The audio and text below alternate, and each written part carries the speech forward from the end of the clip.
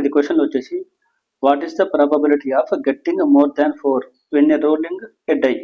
మనం ఒక డై అనేది రోల్ చేసినప్పుడు గ్రేటర్ దాన్ 4 వచ్చేదానికి ప్రాబబిలిటీ ఫైండ్ అవుట్ చేయమన్నాడు. ఒక డైని రోల్ చేస్తే గ్రేటర్ దాన్ 4 వచ్చేదానికి ఒక ప్రాబిలిటీని ఫైండ్ అవుట్ చేయమన్నాడు. అయితే మనకు అసలు డైని రోల్ చేయడం అంటే అసలు డైలో మనకి పాసిబిలిటీస్ ఏముంటాయి, టోటల్ అవుట్కమ్స్ ఏముంటాయి.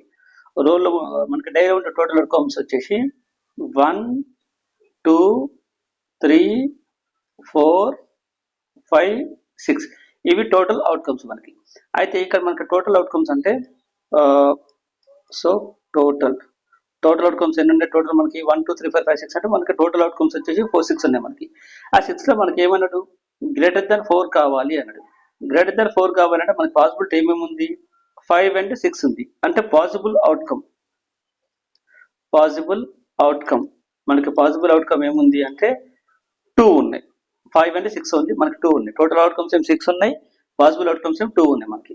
అది ఇక్కడ ప్రాబిలిటీ ఎలా ఫైండ్ అవుట్ చేస్తాము అంటే ప్రాబిలిటీ ఆఫ్ సంథింగ్. ఇక్కడ మనకు ప్రాబిలిటీ ఆఫ్ గ్రేటర్ దాన్ 4 అన్నప్పుడు ప్రాబిలిటీ ఆఫ్ సంథింగ్ అంటే జనరల్ మనకు ఉండే రూల్ వచ్చేసి న్యూమరేటర్ అండ్ డినామినేటర్. న్యూమరేటర్లోనేమో పాసిబుల్ అవుట్కమ్ మెన్షన్ చేస్తాం, పాసిబుల్ అవుట్కమ్స్. నెక్స్ట్ డినామినేటర్లో వచ్చేసి టోటల్ అవుట్కమ్స్, ఇది ప్రాబిలిటీ అవుతుంది. ఇక్కడ పాసిబుల్ అవుట్కమ్స్ ఏముంది, 2 ఉంది. టోటల్ అవుట్కమ్స్ ఏముంది, 6 ఉంది. అంటే 2 1 జా 2 3 జా 1/3. సో గ్రేటర్ దాన్ 4 పడ్డానుకున్న ప్రాబిలిటీ ఎంత ఉంది అంటే 1/3 కరెక్ట్ ఆన్సర్.